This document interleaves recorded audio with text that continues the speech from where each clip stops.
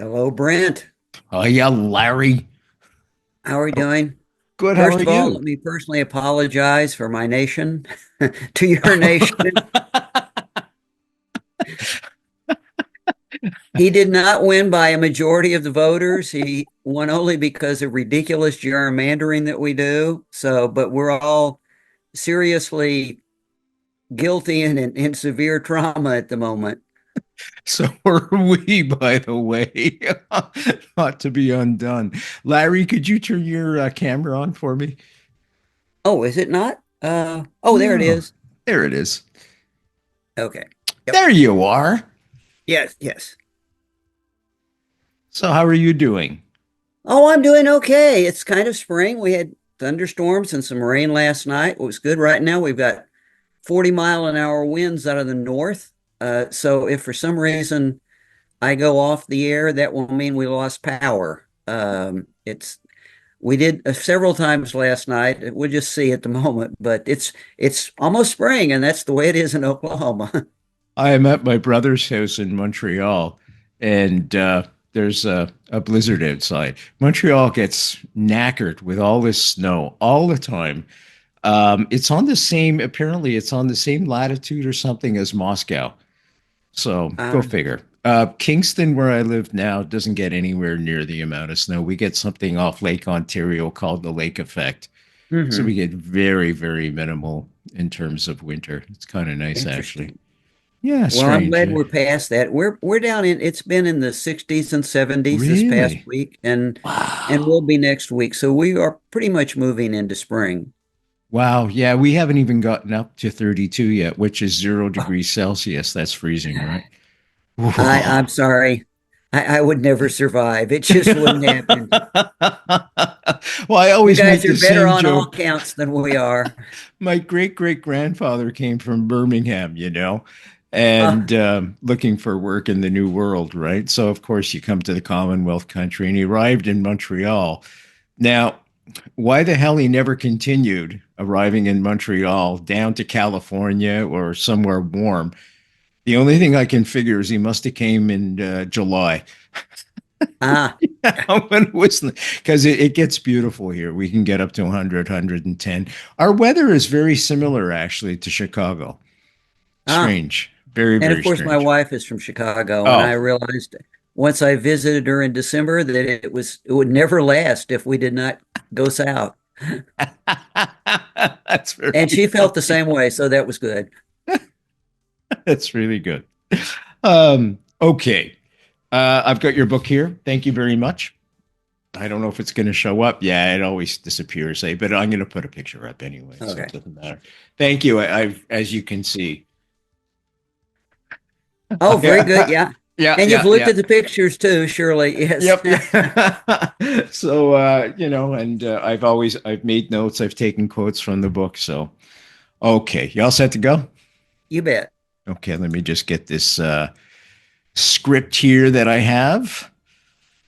Showtime! Welcome to the show. I'm Brent Holland, and welcome one and all. Settle in your most comfy chair, get the coffee going, get the tea going, or a beverage of choice going.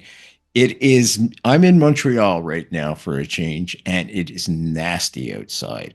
But apparently, where Larry is, everything is copacetic, and it's springtime, and there's people running around in bathing suits, and just a lovely time. Larry Hancock is our guest tonight. Larry Hancock brings his formal training in history and cultural anthropology to his research and writing on Cold War history and national security subjects. He is a graduate of the University of New Mexico. He earned his BA with honors, majoring in history, cultural anthropology, and education. Larry also served. Very important, folks, because this means a lot to every one of us in the United States Air Force. And again, I'm going to thank him for his service, keeping us all safe. Larry is a board member of the Mary Farrell Foundation, which is a major online interactive history archive. Now, he's got a dozen books in print. Some of his works include Shadow Warfare, In Denial, Surprise Attack, Someone Would Have Talked, Killing King, Tipping Point, The Conspiracy That Murdered President Kennedy. Tonight, we're going to talk about his new book, It's raised many eyebrows in the community, by the way. The Oswald puzzle, reconsidering Lee Harvey Oswald's groundbreaking, folks, as all his research is. You got to get this book. Larry, you also have a co-author to this book. Can you tell us a little bit about him, David Bolin? Yeah, David is more of a document geek than I am. I think that's the real thing to say from David. David is obsessive about his research. David finds things that I would never have found. He remembers things that I no longer am able to remember, like the name of hundreds of CIA officers and anti-Castro figures. And uh, David's the kind of person, if you can appreciate this, who actually has developed an organization chart of JM Wave, the CIA operations station in Miami. Now that's the kind of person David is. He's a history buff, but he is really a document researcher. He's very proficient in that sort of thing, and he brought a great deal of that. We could not have done this work without David, without a doubt. I could not, and neither of us could have done the work without the documents that have become available on the Mm, last decade, the interviews that have become available, but it was David who mustered them and brought them to the party. And it also we have to note that it was Rex Bradford of Very the thorough Mary Hill foundation. Foundation Thank you. who did the most vicious editing that Got it. anyone could ever imagine. If you've written books, editors, are your friend and they're not your friend because they find your mistakes. Rex, of course, is a wonderful grammar and that kind of editor. But since he knows the case so rigorously, he's editing it at and edited at two levels, and so when you have somebody not just looking at the way you write, but what you write and coming back and going, Larry, you avoided the subject. And my response being, yes, Rex, I was trying to avoid that subject, but you're not going to let me, are you? Yeah. That's funny.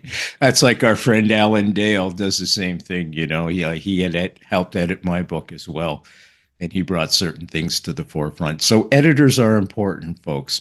Okay, back to the book. The book is called, I'm going to hold this up and see if it comes up. I got the green screen. No, it's invisible. It's like the Invisible Man. So, I'll put a picture up as always, folks. The Oswald Puzzle, Reconsidering Lee Harvey Oswald. Let me read this. This is a quote from the book, and this is going to pull it together, and then we're going to take it apart, unpack it, as the common phrase goes today. Our focus in this book has been on Lee Harvey Oswald and the issues which developed around his beliefs, his activities, and his personal life. In doing so, we moved beyond Oswald himself to explore how his own goals might have brought him into the position of being framed for the attack on President Kennedy. The legacy of JFK, and this was brought to mind. Um, uh, I was going to bring this up, but I'm going to bring it up very quickly. Today is the day that Mr. Trump has decided that he's going to put tariffs on Canada, and Canada's reciprocated with tariffs. I never thought I would see the day that 27% of Canadians see the Americans as an enemy state, and that's a fact. And it has broken my heart because there are monuments of JFK in every city across Canada. There are multiple schools named after President Kennedy. He was a visionary to unite the world. And this just breaks my heart to where we're at now. And we are fully expecting Mr. Trump to walk across the border. And I'm not kidding. That's what we're preparing for. And I, that's where we've come to. it is so sad because I do know many of the people that support Trump Yeah. uh, are very respectful of JFK. Yep. It's fascinating. I can't see the translation. I've actually, to kind of establish the historical context, I've posted a video of JFK in Berlin with his I Am a Berliner speech. Yeah. And if you set that down to, we will go to any lengths to support liberty, to support anyone fighting for liberty, to the, oh, by the way, we're going to cut off weapons supplies to those people who are fighting against people who attack. It is so, there's such a dichotomy that but they somehow manage to bring them together. It's like in the spirit of JFK. What? But we lost that history. What the people haven't, they're not doing that kind of a comparison. And yeah, it's a total shift, but it's Uh, harder for you to me imagine it as a total shift so by fast. people that should know the history and should be able to make the comparison. Yeah. But Watch for this, folks. He's already used a false flag to accuse Canada of things that aren't true about the borders. Less than 1% of fentanyl crosses the Canadian border to the United States. As a matter of fact, more illegal handguns flood this country en masse, that have a criminal element to them and maintain our gangs, which are huge problems now than anything else. The other thing he's lied about, of course, is the migration. The numbers are just not the same. More people actually cross from the United States to Canada than the other way around. So to me, this is a false flag as a pretext. I waiting for him to walk into. There's an island that's right next to Alaska, and I'm waiting for him to go up north and say, "Well, the Russians are here and the Chinese are here, and the Canadians can't defend this territory," which is horseshit. And he's going to annex part of Canada, and we'll see where it goes from there. I don't want to say the W word. It's not good. We saw this in the 1930s. It's not good. Doesn't end well for anybody. Let's hope we can get back to some reality and the values that JFK and Ted Sorensen had and wrote about. And I'm just glad neither one of them are around for this. Listen, Larry, I want to thank you so much for being here for 3 shows. Holy moly, guacamole. You're a true friend and a patriot, without question. The Oswald puzzle, folks, reconsidering Lee Harvey Oswald. Any last words, Larry? no, I two last words. I would think, Sure. just to summarize two things that are in the book. The first two-thirds of the book are what we feel is a very objective historical portrayal of a Lee Harvey Oswald that nobody knows about. I Yes, mean, I they agree really don't. completely. They're full dimension of Lee Harvey Oswald is as a very bright IQ of 118 idealist activist who essentially had his idealism taken away from him, as in any con game. It's it's easiest to con someone if you're giving them what they want. Yeah. That is the story we tell in the final third of the book, which is speculative.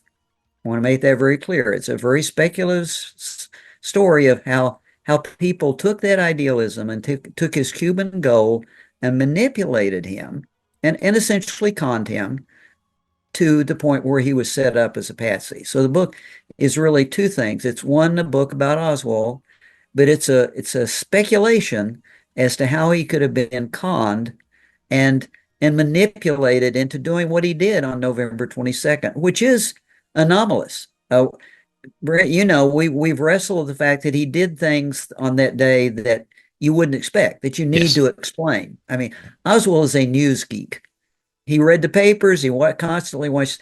Oswald is not leaving Dealey Plaza unless there's something else in play, and he's clearly not running away from shooting the president. I mean, there are only two people that I know that ever purportedly fled the shooting. One was, on a bus in Dallas, and I'm going to flee. It's like, this is my plan. I'm going to get a bus. I'm not only going to get a bus, I'm going to get a bus that goes right by the scene of the crime. It's like, Don't this is a forget your guy with an transfer. IQ of 118, and he can't do better than that. Okay. So anyway, but I just wanted that those are the two elements of the book that we try to deal with and to differentiate the history from a scenario that we present that would explain that anomalous behavior. Larry has accomplished something that most books on this subject haven't, and that is creating a human being out of Lee Harvey Oswald, good, bad, indifferent, and all the things that go on with humans when they have relationships with wives and kids and work and trying to find work and feeding and everything else and passions. And this is the book for you folks. We didn't get to everything. I'm not kidding. Maybe we touched the surface of most things, but that's it. We never got to the fact that he went to overseas. We never got to Japan. We never got to when he was in Russia. We never got the fact when he came back, and so many other things. His relationship with his wife, his kids, and everything else that goes along with it. But I want to thank Larry again from the bottom of my heart for coming on and doing these shows because it's a volunteer show for me. Larry comes on because he cares about people, and that's a fact. And there's no question he wants to give this history to everybody who's listening and shouting it out because history for me, folks, I always say that it's like having a car and suddenly you're a teenager, you're 16, it's the first time in your car alone, and the car dies. What do? You call your parents, right? Yeah. That's history because chances are they've been through it before and can tell you what to do. That's all history is. It's nothing to get upset or spooked over or anything like that. Anyways, I've nattered on now. I want to thank you all for joining us and take care of each other out there. I can't say that more than enough because horrible times out there, just terrible times. I'm Brent Holland from the Brent Holland Show. See you all next time. There we go, Larry. Thank you so much for this. Oh, you bet. I enjoyed it, Brent. It's always a pleasure. Sorry it took so long to get to it. I don't know if I told you, but at the beginning of January, just after I got the book, I got COVID. Oh 2 weeks. dear. Okay. A week after that, I was just starting to feel better, and I thought I was going to say, okay, let's have Larry on the show. I got this flu bug that has been going around for 2 weeks. And so it's just been, and then I'm in Montreal. I had to come in to see my aunt. She's not well. And it's just been I'm it's just been happy you're alive at this point in me too. time. It's a whirlwind. It's a whirlwind. So it's just crazy. What are your plans for the future? Are you going to go down to Dallas this year or are those days over? I think that is over. Okay, I don't fair know. enough. David and I have, I thought I was going to leave this entirely, but David and I have decided he's turned up some documents and some connections. We may take one more pass at the period between New Orleans and Dallas Hmm. to see if we can dig a level down deeper into the actual plot. Who was involved, who made what decision, who gave what order. We may take a shot at that. It would essentially be almost like an appendix to Tipping Point. It's like Yeah. if Tipping Point is what generated it, what was the operational view or a scenario? Since we Yes. can't know it, it Yes. would be kind of like we did in the Oswald book. What scenario would explain this in another level of detail? So we may do that, but otherwise, I'm for my research time, I'm pretty much focusing it on UFOs at this point. We Oh, are you just are? Okay. Yeah, we're publishing our fourth paper. This is a team that's been working on this for 5 years. You're working with Published Dick Russell? I'm sorry, what? Dick Russell? Are you working with Dick Oh Russell? no, No, no. Okay, I I'm don't know if sorry. I've mentioned to you. I'm a board member of the Scientific Coalition for UAP Studies. No. Well, you got to come on Yeah. and talk about this. Because Oh yeah, when you and when you do, it always scares the shit out of me. yeah.